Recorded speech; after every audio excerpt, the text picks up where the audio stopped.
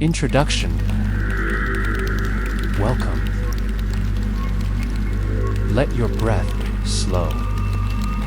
Let the hush of the past begin to settle around you. You rest safe here, adrift in soft words and distant memory, as we step gently back into a world both familiar and foreign, the medieval world. Tonight, our story does not follow knights or kings. No crusades or castles dominate this tale. Instead, we trace a quieter thread through time, one made of linen and blood-whispered prayers, bitter herbs, and the unseen labor of women who bore both life and loss. We begin in the candlelit hush of a village chamber, a place not grand but vital, where one woman kneels beside another, hand steady, heart weary, guiding a child into the world. She is a midwife, respected by some, feared by others, and always needed. Imagine yourself there, just for a moment, the fire low, the floor swept with rushes, and outside, a winter wind curling through the thatched rooftops.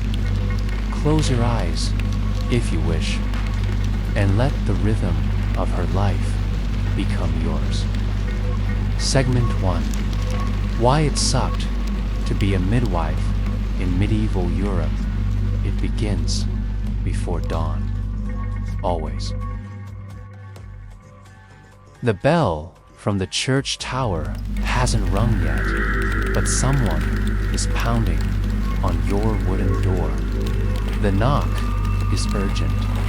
Panicked, you pull your wool shawl tighter and rise from your straw-stuffed mattress, joints stiff from sleep. There's no time to waste.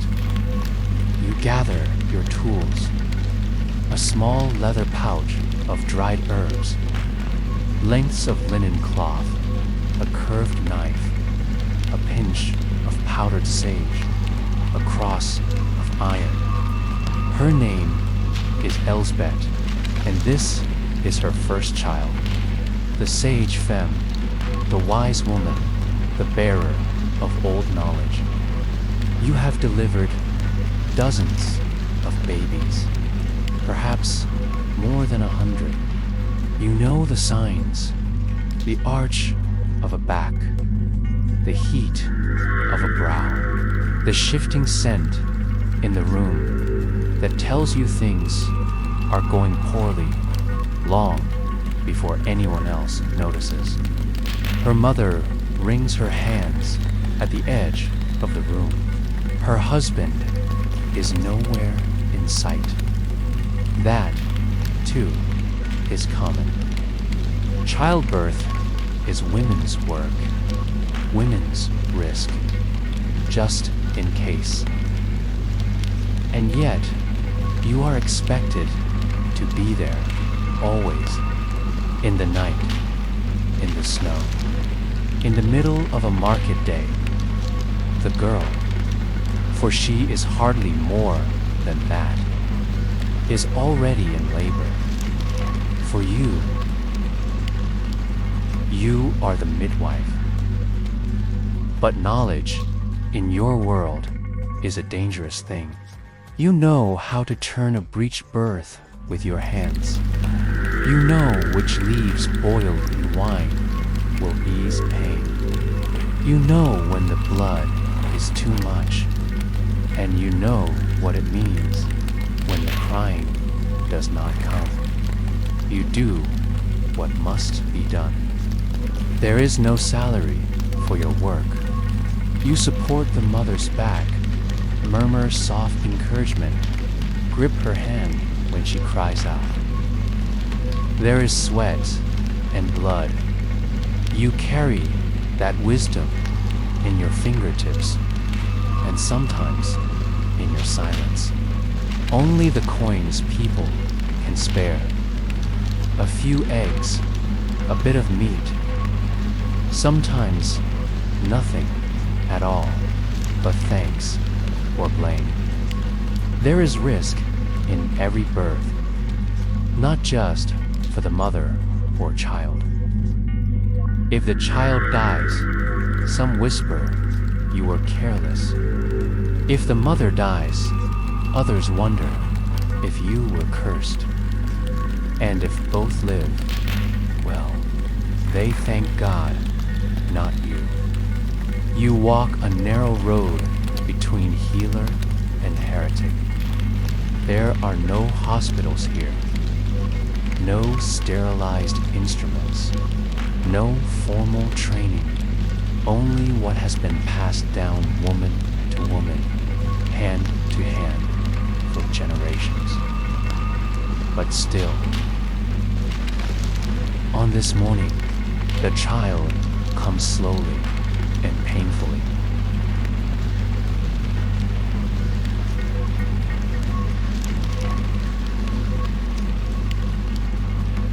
You leave without praise.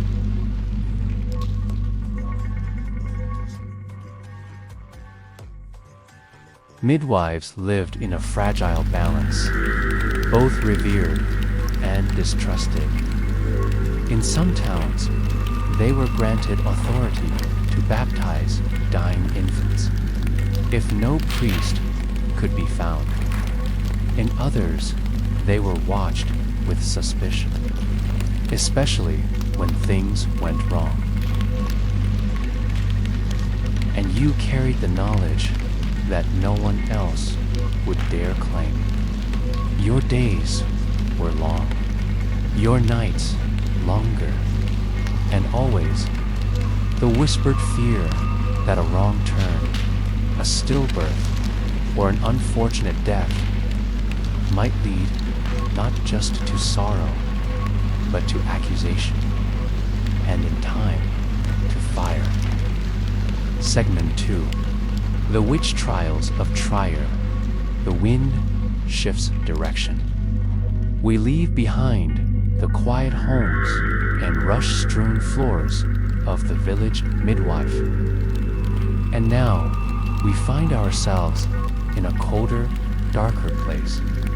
A city wrapped in tension, where fear curls through stone alleys like smoke, and truth is lost beneath whispers. Welcome to Trier, in what is now Germany. Sometime in the late 16th century, Trier was one of the oldest cities in Europe. Once Roman, now resolutely Christian. By the 1580s, it had become the site of one of the largest and deadliest witch trials in all of history. And among the accused, midwives, healers, widows,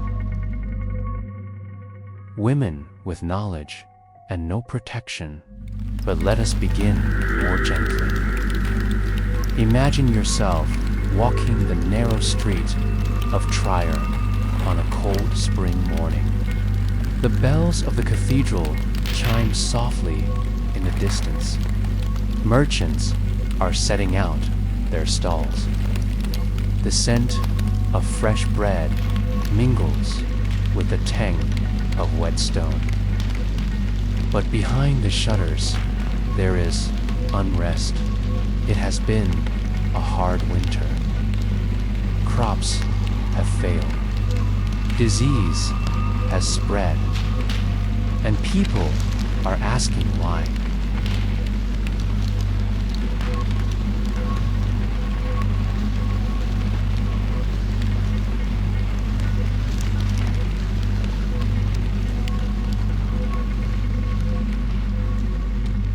But of anyone who stood at the margins of society, the trials began slowly.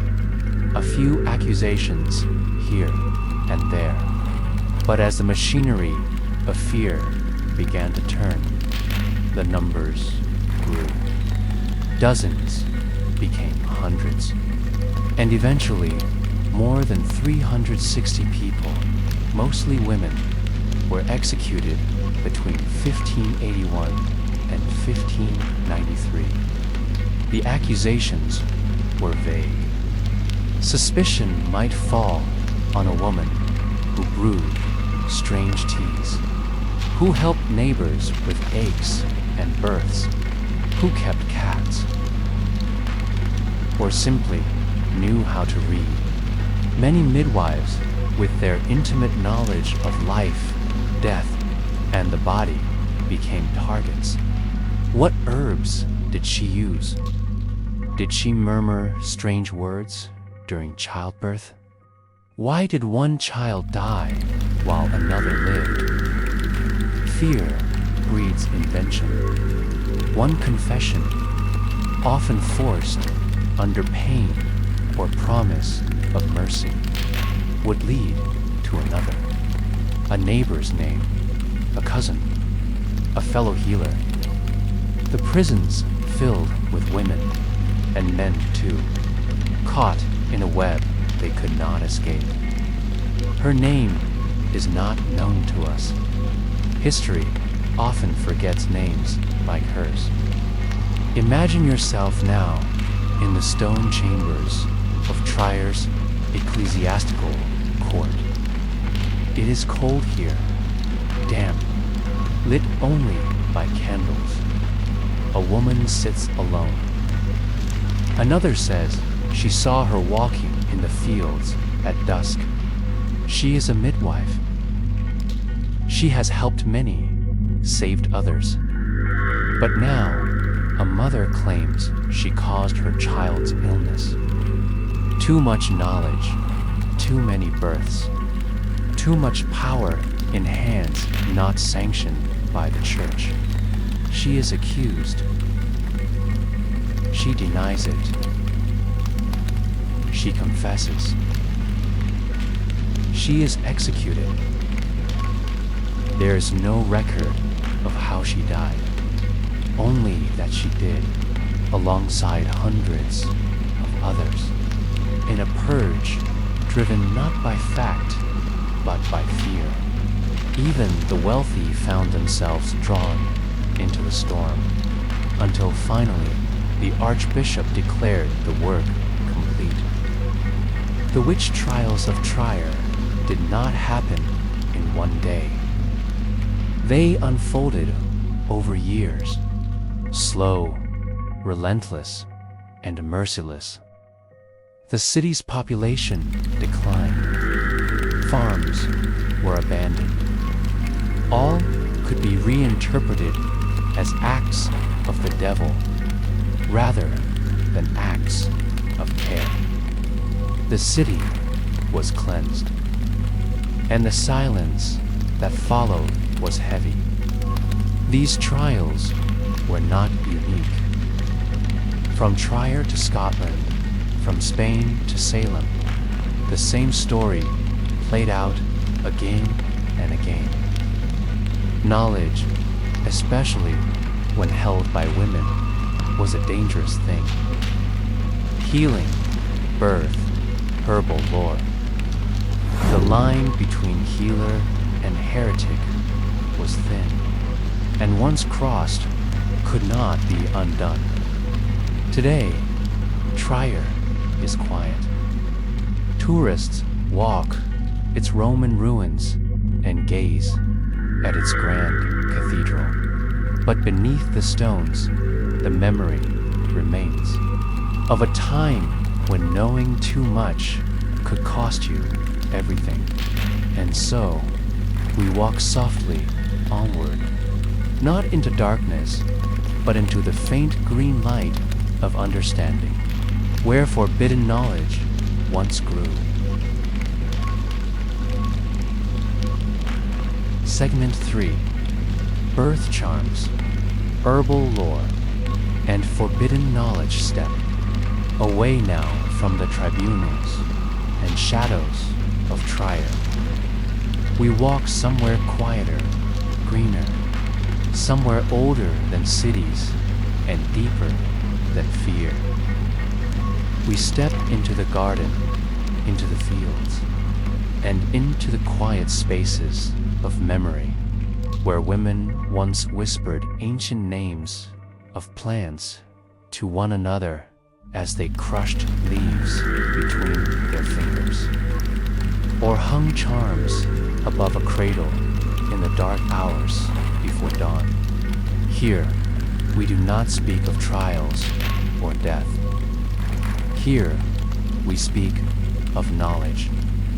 Imagine yourself in the countryside of 14th century England.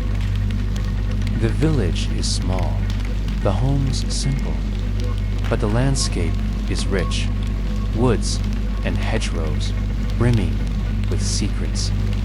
The woman walking these paths is not a priest, not a scholar, and certainly not a man of letters. She is known to the villagers as a healer, a midwife, a herb wife. She does not write books, but she knows more than most doctors. She carries in her mind a living memory of plants, what soothes the stomach, what should never be taken during pregnancy, what draws the fever out, and what calls the bleeding to stop. Yarrow, pennyroyal, mugwort, angelica. She knows them all, their textures, their smells, their timing. Some she brews into teas, others she hangs in doorways. A few she uses only in silence under a new moon. And with every birth, she brings something else: charms, prayers, belief. You see, medicine in the medieval world was never only physical. It was spiritual, emotional, symbolic. Birth was as much a crossing of thresholds, from the unseen to the seen, as it was a physical act. And so, a midwife might tie a piece of red wool around a woman's wrist for protection. She might murmur a blessing under her breath, passed down from her grandmother's grandmother. Or she might leave a sprig of juniper near the hearth to ward off evil. To outsiders, these seemed superstitions, but to the women who depended on her, these gestures carried power, quiet, invisible, and real. And there were books, too, though most could not read them. The Trotula, a famous medieval medical text compiled in the 12th century, was a rare exception. Written by a woman, or possibly many women, and focused entirely on female health. It spoke of menstruation, fertility, difficult births, subjects no monk or university physician would dare to discuss or even understand. But such knowledge walked a dangerous line. What began as healing could be misread as sorcery. A charm to stop miscarriage might, to a suspicious neighbor, resemble a spell. A bitter tonic to bring on labor could, under church law, be judged as meddling with God's will. So the herb woman, the midwife, the healer, she learned to keep her voice soft, her methods quiet, her knowledge half hidden and still. The women came. They came with aching bellies, with fevers that would not break, with babies yet to turn in the womb, and always she helped. There were no pharmacies, no hospitals, only what the earth provided and what generations of women remembered. In some places, women would bury birthing amulets in the floor of the home. In others, they etched protective runes into the wood of the bed frame. And sometimes, a baby's first garment would be sewn with threads dipped in holy water, or prayers stitched inside the seams. Not because they believed in magic, but because belief in the face of such risk was something like medicine. Birth was the most dangerous moment in a woman's life. And yet, in that moment, they reached not for a doctor or a priest, but for another woman. One who knew the bitter taste of tansy. One who had heard the first cries and the last silences. One who carried forbidden knowledge. It was not forbidden by law, not at first, but by fear, by the unease of a world that distrusted what it could not control. And so, these women, these guardians of quiet power, learned to hide in plain sight, to pass their wisdom not through books, but through hands. To this day, we still find traces of them, pressed between the pages of forgotten herbals, etched faintly into the walls of ruined cottages, or growing wild at the edge of old paths. Mugwort, yarrow, plants, once sacred, now simply weeds, but not forgotten.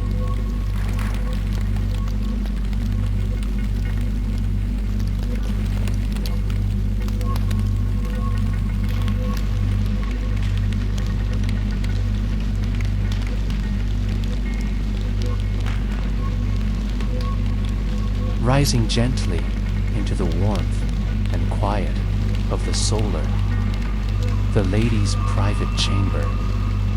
Here, the air smells of beeswax and dried lavender. The light, when the weather allows, filters through narrow glass windows, casting fractured sun onto embroidered cushions and wooden chests. We are in the inner world of a noblewoman, a space both gilded and restrained, a life of relative ease, but not of idleness. Imagine yourself waking in her bed, canopied and high, layered in wool and linen.